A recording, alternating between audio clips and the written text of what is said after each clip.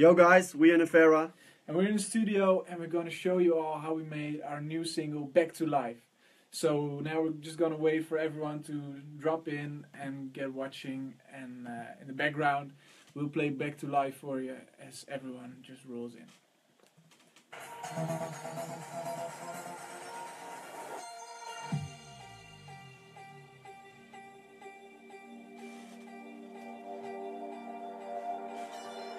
You got me gasping for air. The lines get blurry when you're here. The only thing that What's up? clear Woo! is you, is you, is you, is you. Is this the taste of paradise? A glimpse of Eden in your eyes. The way you fill me up inside. Is you, is you, is you, is you. Yeah, you got me feeling now. 'Cause you're the pulse that I need to be alive. And I just need you now. So baby, touch me and bring me back to life.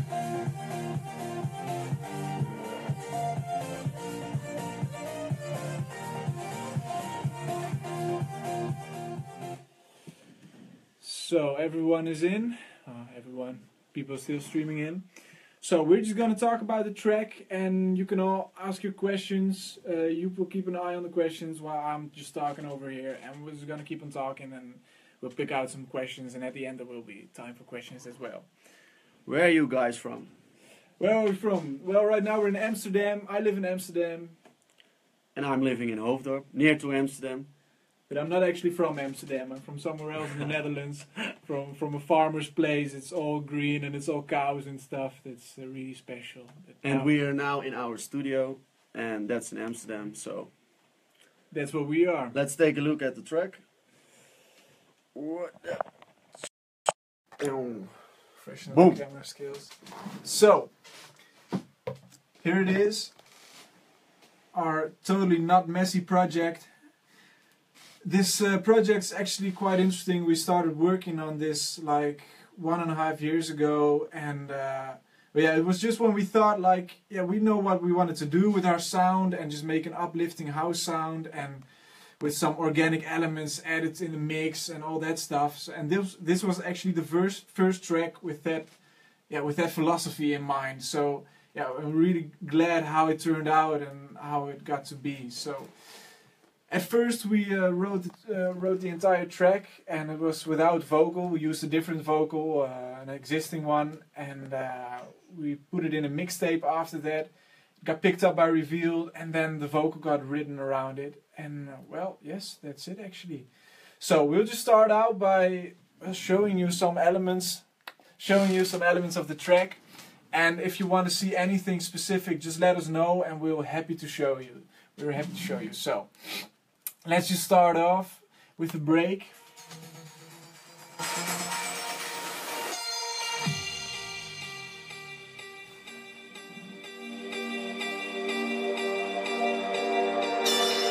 You got me gasping for air.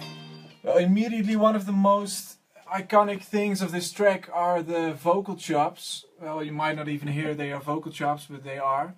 The high notes, these ones.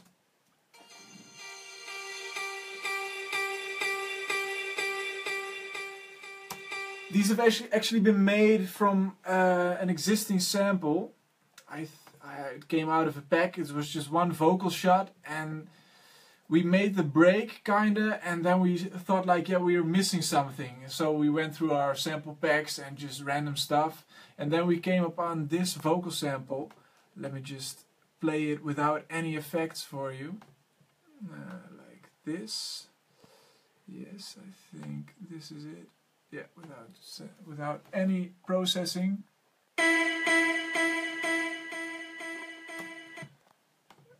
Yeah.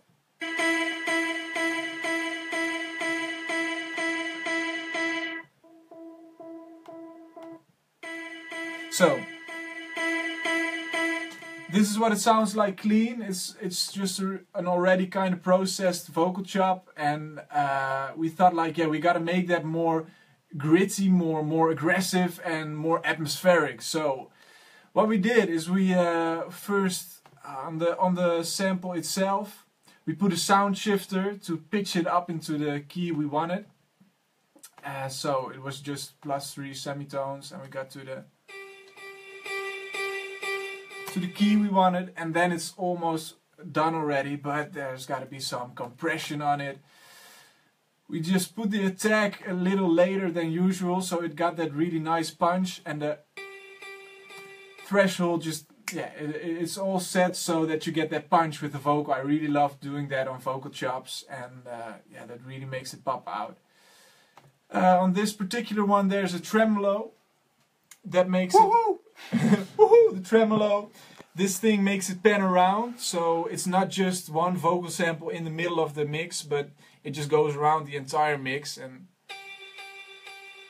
well, yeah, you can't hear it now, of course, because it's going through the speakers. But if you're wearing headphones, that makes it really atmospheric and just keeps your attention going. At the end, there's one other sound shifter, and that's used for pitching in the builds and the drops. But we'll get to that later. It's all getting sent to another bus, the complete vocal chop bus, and on there's a gain. Well, I don't know why we used it, probably for some random reason. This digital thing. Oh, this is my master actually. What I'm looking at. Oh, I'm sorry. Well, so it's here it is. So we're also putting some limiting on it, so it gets a little squashed.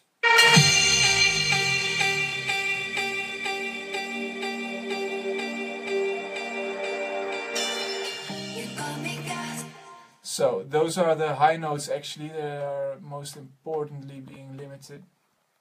So yeah, it's all made from the same vocal sample. So we've got the starting vocal chops here. And then the higher notes are the following ones. And we kind of created a melody with that.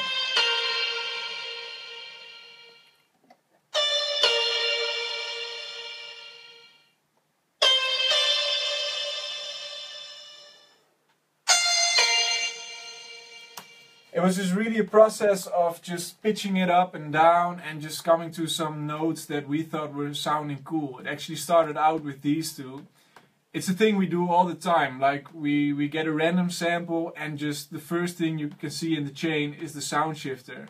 Here are two sound shifters on it because it had to go up 13 semitones.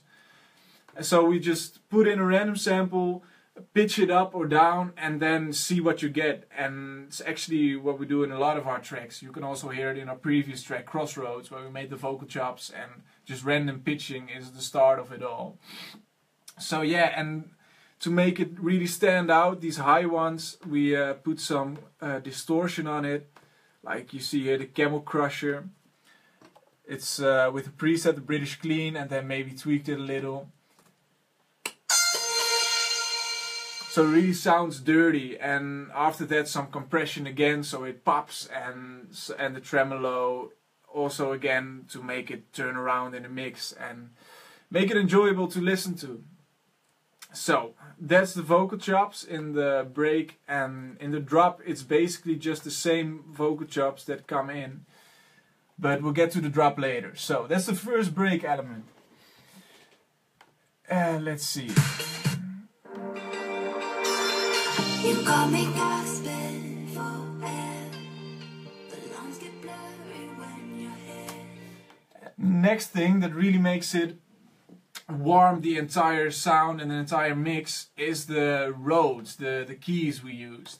Because like the vocal chops, they're really gritty and they're really loud and dirty.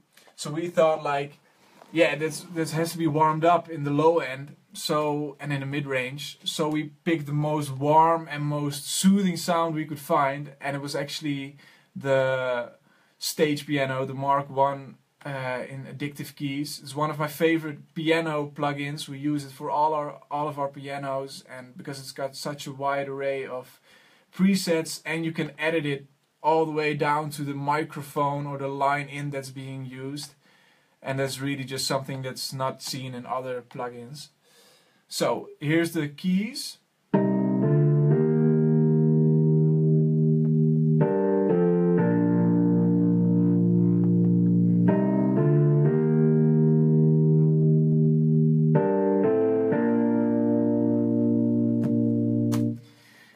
Well, and the entire track is kind of uplifting and happy. And one thing we learn is that when the track is happy, you gotta make the sounds dirty and angry. Like it sounds really silly like that, but you gotta have that contrast. Otherwise, if the sounds as well as the entire song is happy, then everything just gets way too silly and it sounds funny. But we wanted it to be serious yet uplifting. So even the Rhodes, which is really a smooth sound, we added a Camel Crusher on that. Same preset, the British Clean. It's just, it doesn't make it too distorted, but especially when you're playing multiple sounds at once, it just gives it that edge and that little roar on it.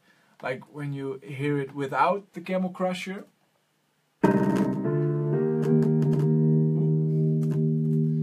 Always happens. Famous. Like that is really clean, and with the Camel Crusher, gets just that little bite onto it, and we love that. Now, after the Camel Crusher, there is a compressor in the Camel Crusher as well, but it makes it really fat, and we want some control on it as well. So after that, we use the glue compressor. And yeah, when it comes to which compressor I use, we made this track like 1.5 years ago, and nowadays I use mainly the FEP filter stuff, so for the EQs, the limiting, and the compressor as well. But in this stage we were experimenting a little more, so here's the glue, maybe because of the more warm sound it provides and some of the more dirt it can do. So yeah, just a little compression. Don't forget to ask your questions. Yeah, if you've got any questions about what part of the track, whatever, we'll just jump right over and we'll show you. So yeah, that's the keys, and you might have noticed, like maybe about every track in our project, there's the Simplon, and that's just a simple filter, also by FEP Filter. We just use it for the build-ups and stuff. It's a cutoff filter, so. And it's not used as an effect just for the builds and whatever, because if we use the standard Logic stuff, sometimes when it loops around you get this really loud plop, and that just destroyed our ears, so we had to do it like this with the Simplon. So if you're wondering, that's what it's for. Coming into the intro, we also created a reverse shot of that same keys. We've got a question. We got a question. How do you begin a track? How do we begin a track? Yeah. We're always in the studio, just hanging around, and yeah. Yeah, well, how do we start? Like sometimes we get a vocal, and that's my favorite. Well, it's the most simple one Yes. for them all. When you get a vocal, some of the atmosphere is already set, and you already get ideas like instantly, and then we just throw in some chords and guitars and whatever. We've got a lot of presets built into Logic, so when we get a vocal, it's a matter of 1 hour, and we've got a whole arrangement and a break and a drop standing out. It's about creating a feeling what we like, Yeah. and then afterwards we're Yeah, building around it. Yeah, so it starts out with really just setting an atmosphere and a mood, and when you get a vocal, it's just instruments adding. And sometimes if we haven't got a vocal, we might use a different vocal, or we, as I said earlier, we might pick some random sample from wherever. It might be an old Motown record, like from the 70s. We pull it into our new project and Yes. just slice it up, pitch it up and down, put some weird effects on it, because our philosophy is you just got to do. Like if you overthink stuff and you go think like, yeah, I want it to sound like this, or I want to make this, it's never going to happen. It never works. Like we want it to sound like these guys or Axel and Grosso or whatever, and it never works. It just Yeah, it's good to listen to it, but they are there. Yeah, they're there already, and you gotta. Well, it sounds so cliche. Everybody says it, but you gotta make your own sound, and the best way to do it is just do random stuff, and just do everything that comes up into your head, and one of these things will eventually be a good idea, hopefully. But so yeah, that's We've got another interesting question from Eros Kenan. How do you know which key the chords or melody is in? Is if it don't know anything about music theory?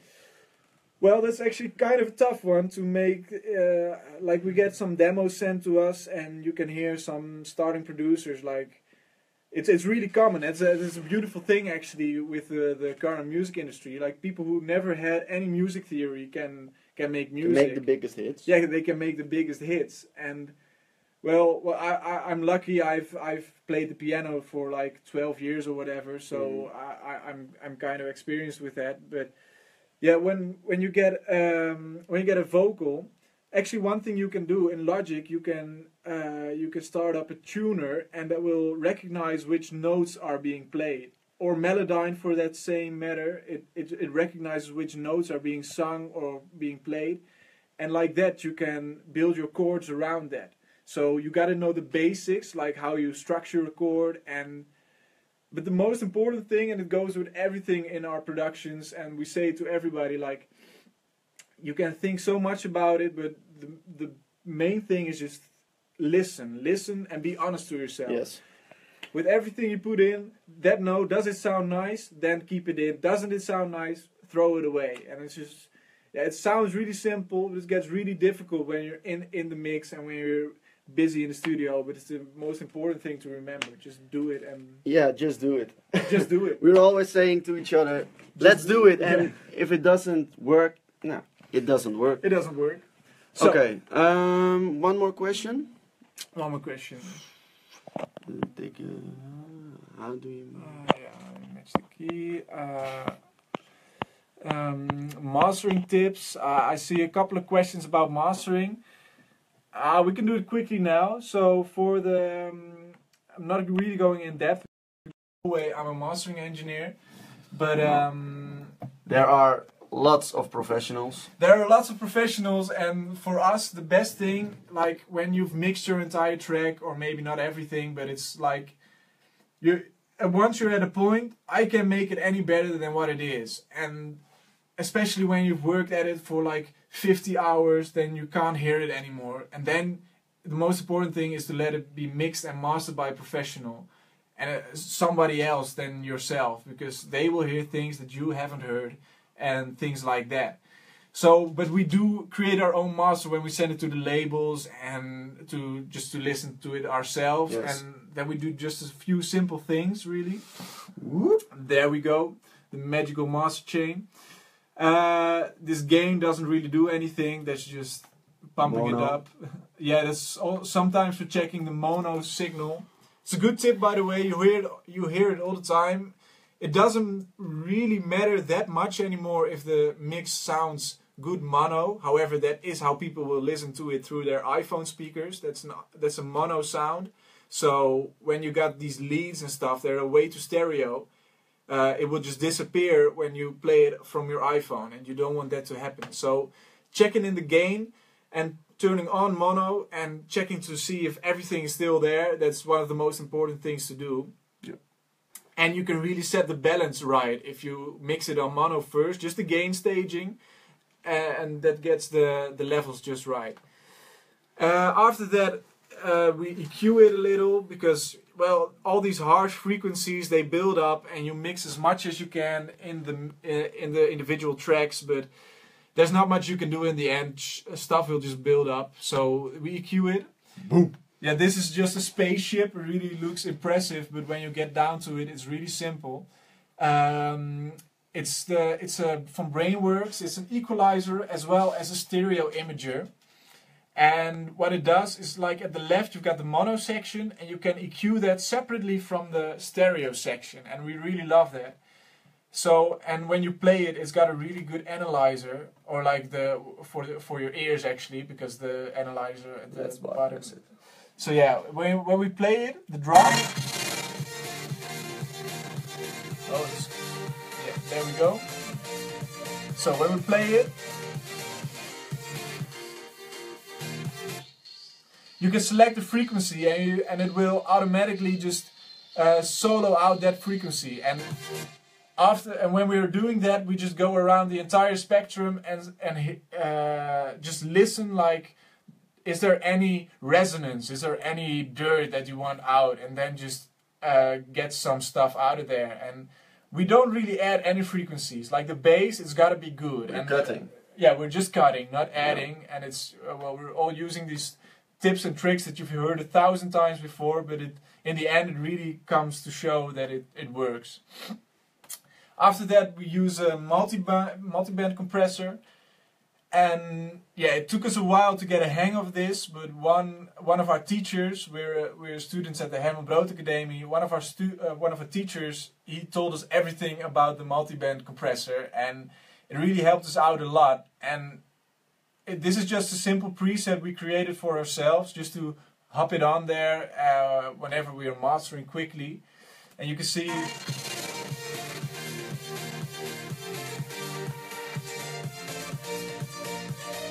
As you can see, it's not doing really much, but it's just getting the edges of it.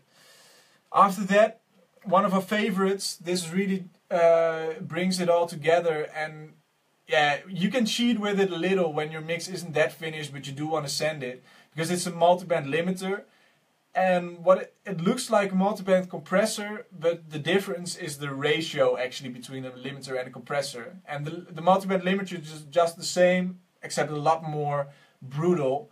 So when anything comes,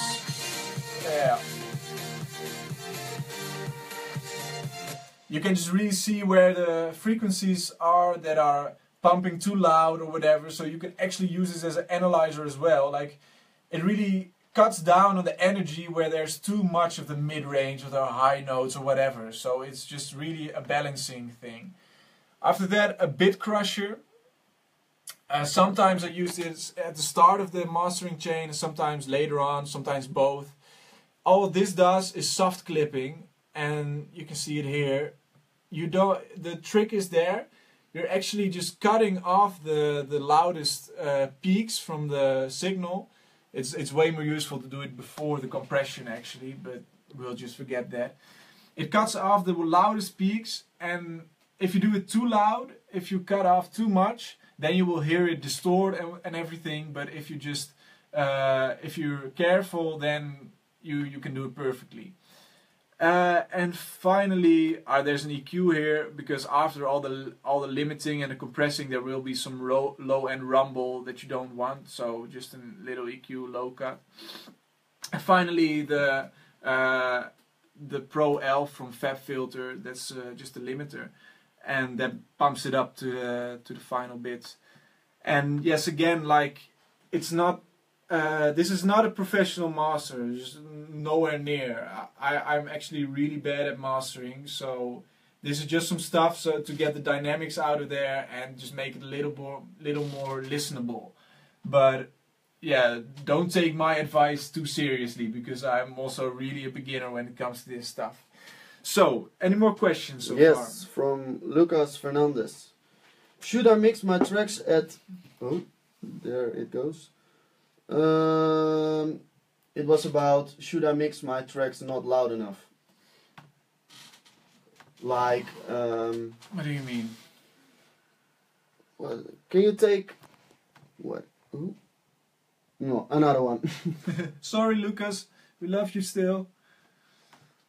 How do you expand the stereo image like a diamond without destroy the track? Yeah, this is actually one of the most difficult things to do, because that's been a struggle we've been struggling with forever. Like, you hear these professional tracks and you're like, yeah, that's so difficult, but this is one of the most important things. Just mixing with the mono and stereo section, and just cut some things out of the mono section, and the stereo section will widen up. And also use the panning, like when you're with hi-hats or shakers, really everything in the high end of the spectrum, pan it around, put it all the way left, put it all the way right. Be brave, just do it. Just do it. Just do it. Let's take a look at the drop. The drop. So, we've discussed a few things from the break. Not everything, but just a little. You just took my water. I'm really angry about that. Nah. So the drop. Let's just hear it first.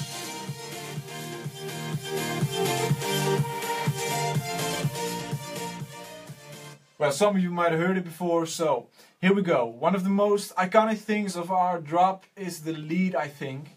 And we're really proud of that because everybody's looking for that special lead. And so we thought, yeah, this is gonna be it. It's a combination of a few things. And it's our secret recipe.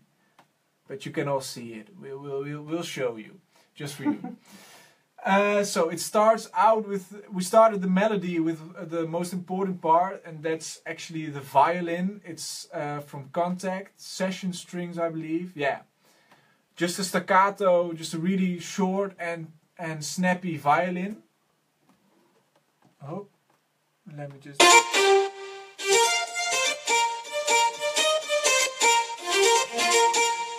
And we compressed and saturated that. Yeah, like this is insane. We used the saturator and not actually even the saturating end of that, but we just used this as an EQ. We pumped up the high end and just made it really loud and sparkling indeed. So without all the effects, it would have sounded like this.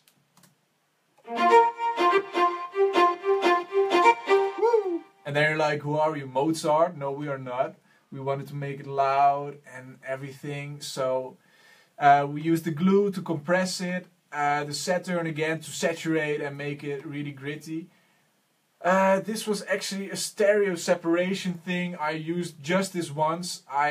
It's all I did is it's from Brainworks. All I did was just put it up a little. It was a little experiment, and it sounded alright. So whatever. The Volcano. Somebody wants to see the OTT settings.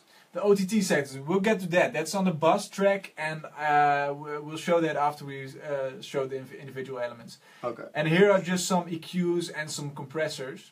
So, and then you go from the silly violin to the loud and the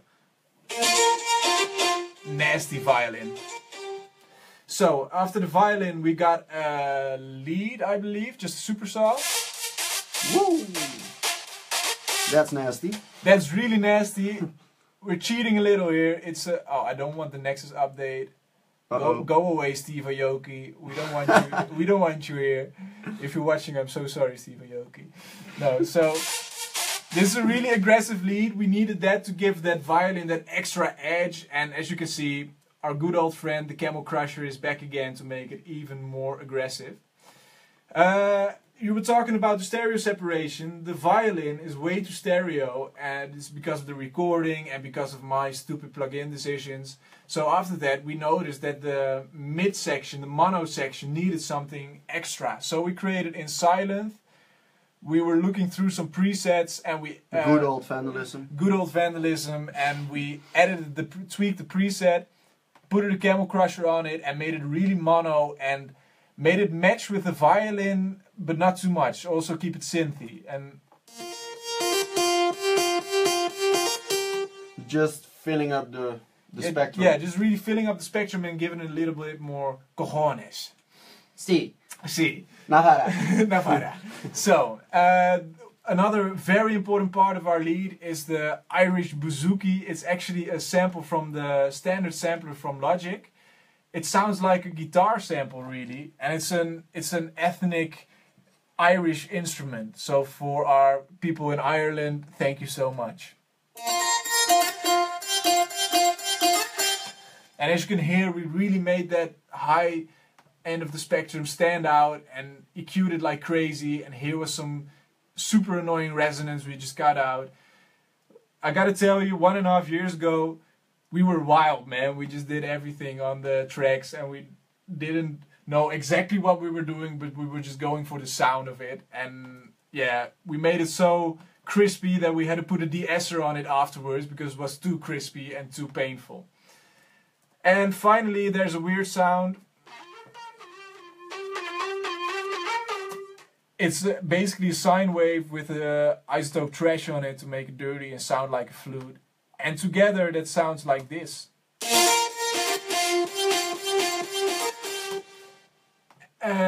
And somebody was, well, there's a multiband on it. And the most important thing that multiband compressor does, this is the leads bus, by the way, where all the leads go.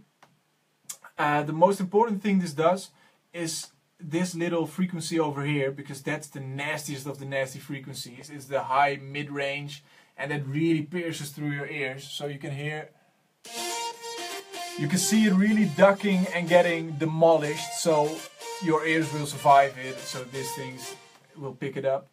The OTT, that is also one of the plugins that makes it really pop and stand out. And as you can see, we don't want the upward compression, just the downward compression, and even a little more than 100%, 138%. The depth, so that's the mix, I believe, is 85%, not all the way, but very far. The time is really short because we wanted it to stay punchy and snappy, because it's a fast melody, and with the too long release time, that would have been gone. This is the game, we don't touch that. And again, those high frequencies, we really want to make this sound sparkly and fresh. And the mid-range just a little tone down, so it gets all nice. And yeah. We've got a question. Why do we use 2 compressors on the violin? 2 compressors on a violin. So I might be busted here, because we, as I said at the start, we were just doing whatever back in the day when we were young. So the first is really aggressive, I believe. Let me just check. Oh, it's not aggressive at all. So why should you use 2 compressors instead of just 1? When you compress it at the start and at the finish, like when you compress at the start, you get all those peaks out of there, and that's mainly just a mixing compressor, is how I feel it. And after that you can put your effects on it, and it's just a little more controlled. And at the end you can do it as another mixing part, like when you've done all the effects and all your stuff, then putting a compressor on it again, that makes us really come together. And yeah, and maybe when we were mixing this, we thought like, yeah, it needs just a little, it needs to stand out a little more, because when you compress it again, it gets more present. It's put forward in the mix, and it gets more in your face. In your face. Yeah. That's the words. And so it's not an technique, or it's just listen to it and yeah, it's not technical. It no. means just listening to it and thinking like, what are we missing, and then adding what we are missing. So, and then just do it. And then just do it. So who's next?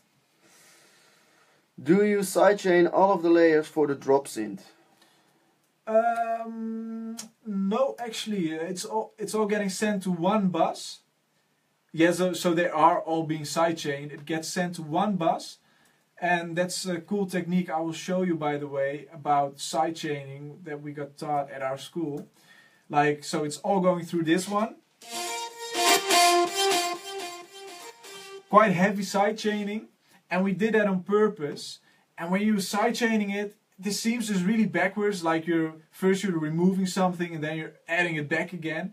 But when you're sidechaining it and making room for the kick or whatever, then you're gaining a lot of dynamic range, because, well, first the sound is really not loud, and then it gets loud again, and that every time again. So after the heavy sidechaining, we put on a crazy compressor, just a simple compressor, but make the attack and the release really short, so everything gets compressed to the max. And then an insane threshold, so it gets really squashed, and then the gain to put it back up again. And I don't know what it does, it's just really a listening technique that makes it stand out. After that we use the L3LL from Waves again.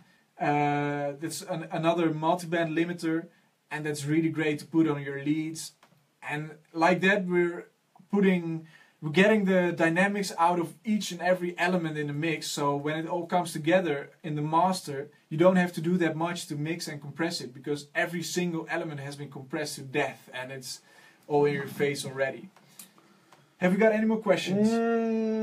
We've got a question about should sidechaining be used before putting different effects, or should we use sidechaining after all effects added to any channel? So yeah, that's really that's kind of a personal thing. Like I just showed you. Yes, it's about what you wanna. What you want to achieve. Yeah, what you wanna achieve and create and which sounds. Yeah, because sometimes, you know, especially with those revealed recordings tracks, you wanted to pump those club tracks, those festival tracks, and then I would recommend to put the sidechain low in the, late in your entire chain. So, or if you want some really big room sounds, you can put a reverb after the sidechain to give it something special. Something special, but it's really just listening, and it's just what you're going for. Like. Usually nowadays I'm starting out with the sidechain and putting my effects afterwards and make the sidechain a little more aggressive, and that gets evened out through all the other effects, so that's a nice thing to do. Okay, show kick and bass processing, please. Show kick and bass. Alright sir, we will. Especially for you. Especially for you. Here, the kick is made up of 2 layers. One more question before what I like. When did you start producing for the first time? Well, you tell him. Whoa, that was back in the days. I think I started in 2012, I think. Oh, let's... 2012, I think, in Fruity Loops. And after 2 years we went to school together. And then we changed to Logic, and now we're producing for almost 3 years in Logic. Yeah, so for me it was the same. I started out in FL Studio 5 years ago now. Yeah, 2012. So that's really a long time ago. You feel old when you think about that.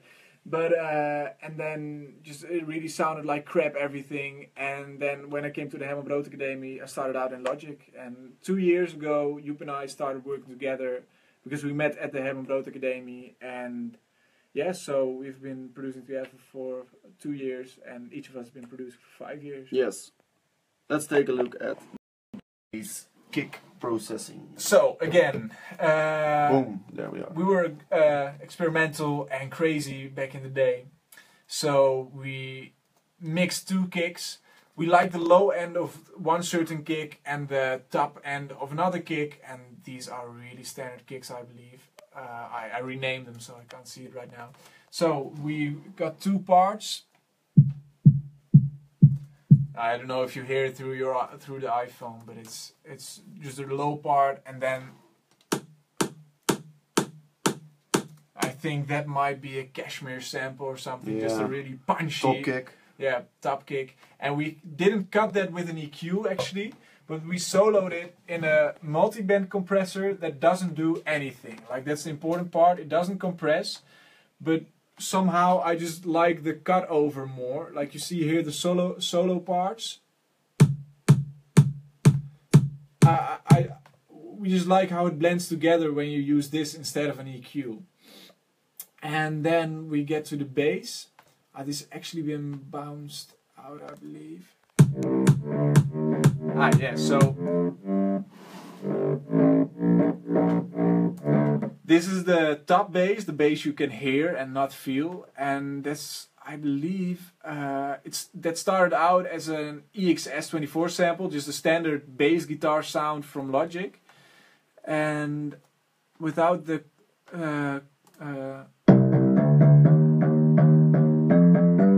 yeah, you can hear it. It's just a bass sound, a slap bass or something like that.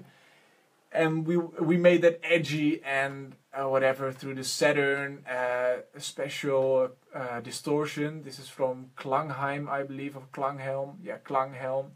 It's free, I believe. The IVGI by Klanghelm. It's got a really special, warm and raw sound, and I love it. Compressor, and another part of it is we duplicated it. These are both the same source audio, but this one has been distorted way over the top with an overdrive. Like you can see it, it's really loud. Distortion after that, then to some crazy multi-band stuff, I don't know why, and then some EQing, and that sounds like this. Oh, that's really really rough and really distorted, and then they come together in the bass.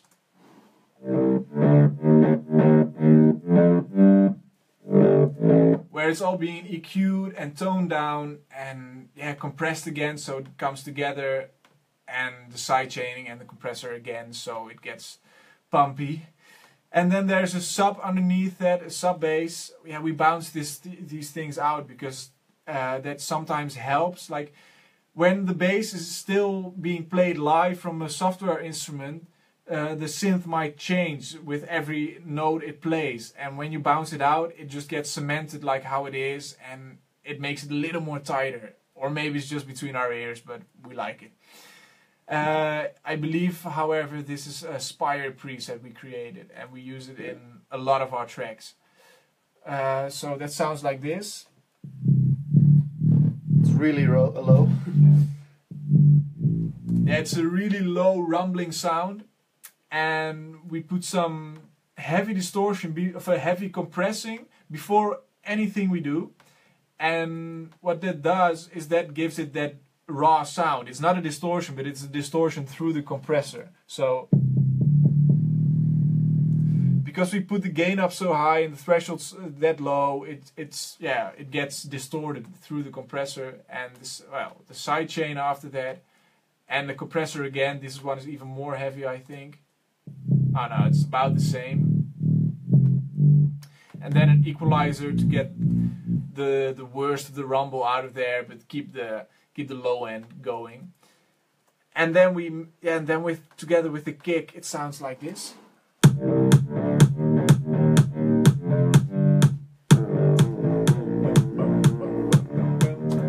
So yeah, it's just really punchy and gritty, and it's not perfect. It's a little messy in my opinion, but we did it a while ago. But it serves its purpose. It's good enough. Some more questions? Let's take a look. Any questions? We're willing to show you everything. How to remove the dirt from the sub? Well, the dirt from the sub. Well, with the sub is actually one of the most important things. Just get the right sound to do it, because it's just finding a good sub and tweak it till you feel it. Yeah, so one of the best things to do with a sub bass is actually to start out clean. So, one thing we do is we start out with a new software instrument and just get a clean sine wave, just a clean sine wave. So, for example, when you open the sampler in Logic, you get the sine wave. Oh, this is really loud right now. And that's the most clean sub bass you can get, maybe a little too clean. And after that, you can put some light distortion on it and some compressing and distort that again.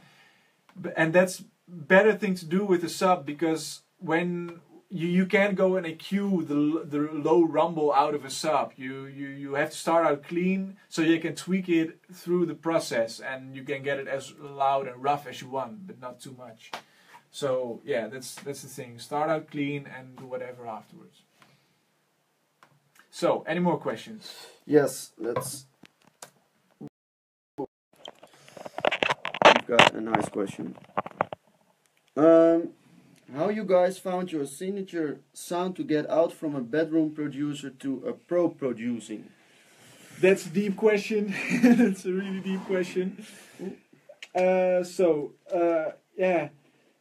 As we said, the most important thing is just do it. It's getting a little bit. I think you found it 2 years ago. Yeah, this actual sound, like with the guitar sound, that came with a remix we did. I'll just put it on here in the background. We've got a lot of tracks with that sound. Yeah, that track is our sound. Don't use our sound. No, you can use it. We've used it anyway.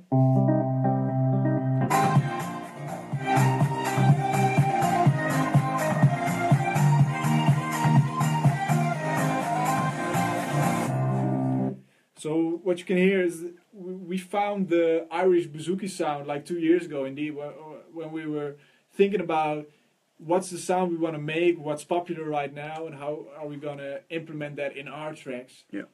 And that bouzouki, that guitar-like sound, that it had some sparkling to it, and it's got that special thing like with the velocity. If you play it when you press the keyboard harder, it gets this sliding sound like a ring, and that gives it a special country edge, and that's something we like. Yeah, and it's called the Irish bouzouki. In the EXS24 sampler. So it's just in Logic. It's in Logic. I can show you where it is right now. Oh, there we go again.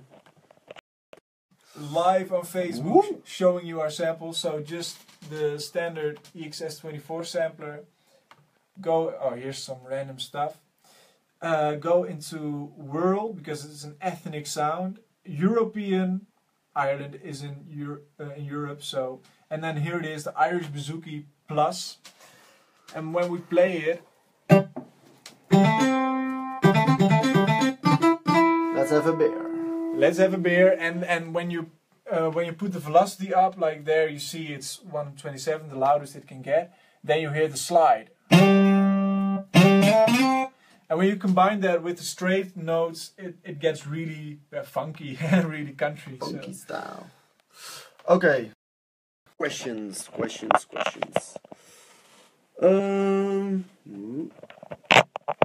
Yeah.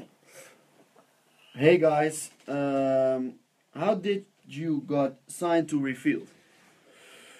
We've made the idea of this track a while ago, and yeah, we sent it to some people, and we Well, it got picked up out of on the mixtape. yeah.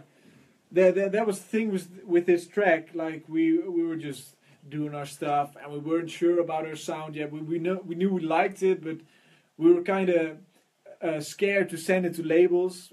I don't know why, but we were just really held back. Yeah. And then one day we were asked for some mixtape for year. It's a party all over in Holland, and also also in Spain. also in Spain, in Barcelona. And so we created the mixtape, and it was put in there. And somebody at Revealed listened to that mixtape.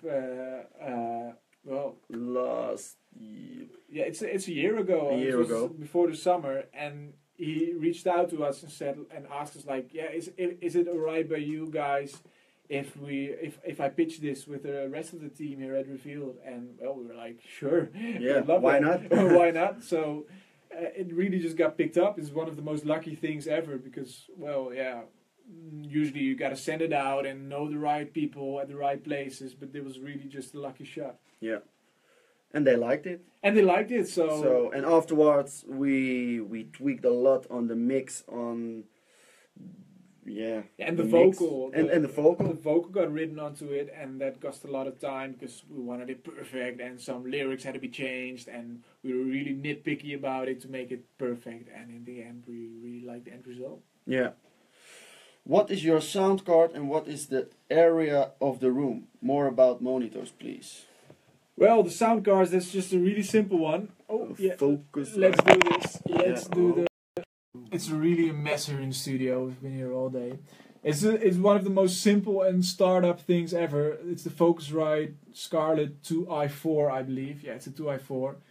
It's just that. And we got the Genelecs, and we love them because and like you got the Yamahas and stuff, and I really love those, but they are really clean and maybe too flat. And when you got the Genelecs, they spice the sound up just a little to keep you going and to make it interesting to mix on and listen to, but it's clean enough that like when we mix it here and we put it on in the car and on our iPhone, whatever, it sounds good everywhere. So Genelecs don't lie. Genelecs don't lie. It could be the next slogan for them. It's, yeah. Any more questions? I don't know. We're gonna wrap up any moment. So Which headphones? Which headphones? Well, Yeah. To play or to make music? like for the DJing, we're using Joop's headphones right now. One pair of headphones, the Dr. Dre. Beats mixer, and myself. Oh, it's in my bag over here somewhere. I can find it right now, but just the biodynamic DT 770 Pro, and I've had it for well, I think as long as I produce, or 4 years or Yeah. whatever. And they're really starting to break down now, but I love them. They're really clean, they're super detailed, and the sound stage is incredible. So that's it, biodynamics. A few more questions. How do you fill up your stereo spectre, and what do you use to do it? To do that? So, yeah. Yeah, you've got a couple of sounds, and yeah, how do you say that? Well, the most important thing I want to stress, because it's been something we've been looking at a lot when we were starting out, and you get really stressed out about it. But the most important thing is don't look at it too much. No. Don't overthink it. Just the main thing to break up the track, it's not really done it back to life with some of the newer productions, is just to, when you've got two sounds that sound similar, two layers or whatever, just put the one on the left, put the other one on the right. And the same goes for some tambourines or shakers or whatever. Yeah. Everything in the top end, put it all the way left, all the way right, and that makes it really just this magical thing at the top end. And the most important thing, the low should be mono, and that makes it really punchy and stuff. Under 100. Yeah, like below the 100, 150 hertz, you should really make it as mono as possible. And you've seen Yeah. it 1,000 times before. Just when your mix is in stereo terms, just like this, like in the frequencies, low is mono and high is really wide. That makes it really magical and stand out.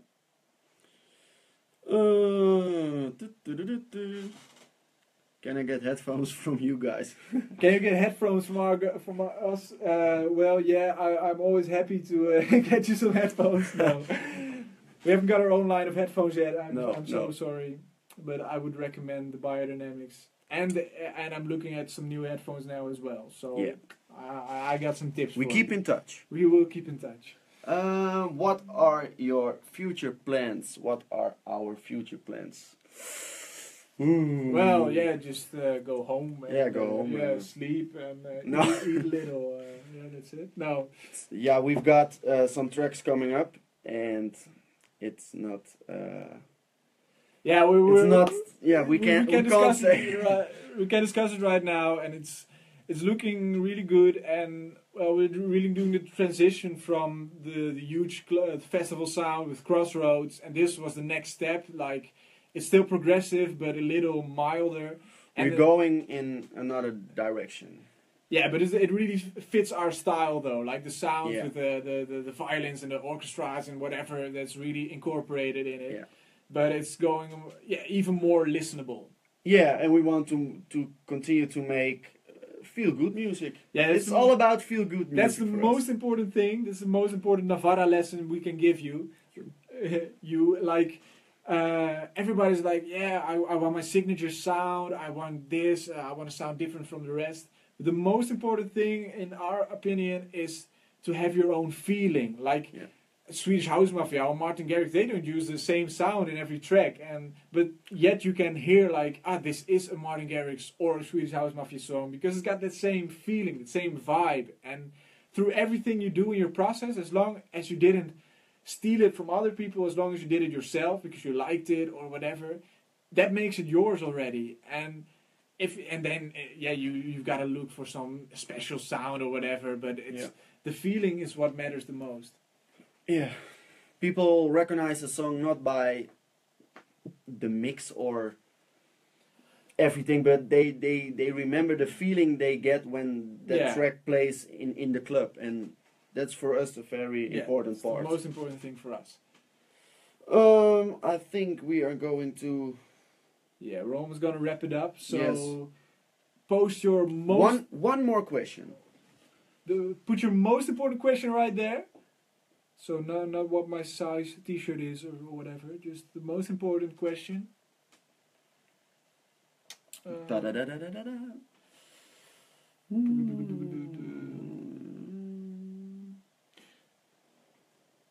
Yeah. Do you like pizza? Do you like pizza? Well, what's your favorite pizza? You? I think it's just a margarita. Just a margarita? That's really disappointing. Yeah. I expected more from you. Oh, this is a when you start. No. The questions keep jumping away. What's the best way to contact you guys? Well, Promo mail, yes. yeah. You most can send important your thing- tracks to info@navarramusic.com. Let's just put it up huge on the screen, like right now. Here we go. Just a moment. New document, and we'll just write it down. Info. We love to hear from you. So, here on the screen, Boom. info@navarramusic.com. You can send everything there. Just your music, how are you feeling today, whatever. No, but if you send a serious message, like, and you want any help with some project, or you're really stuck, or you're just really proud of some work you made, like, if you're really proud and you think like this gotta be heard, we'll check it daily. So really send it to us. We will look forward to hearing from you. Yes. We want to thank you. Yeah, thank you so much for listening. And yeah, well, we hope you liked it, and we got to explain some stuff, and we can be a little bit frantic when we're talking about everything. But yeah, really just contact us, and we can discuss more. And yeah, thank you so much for listening, and we hope that you like Back to Life as well. Yeah. and listen and share with all your friends. We will see you soon. Bye bye.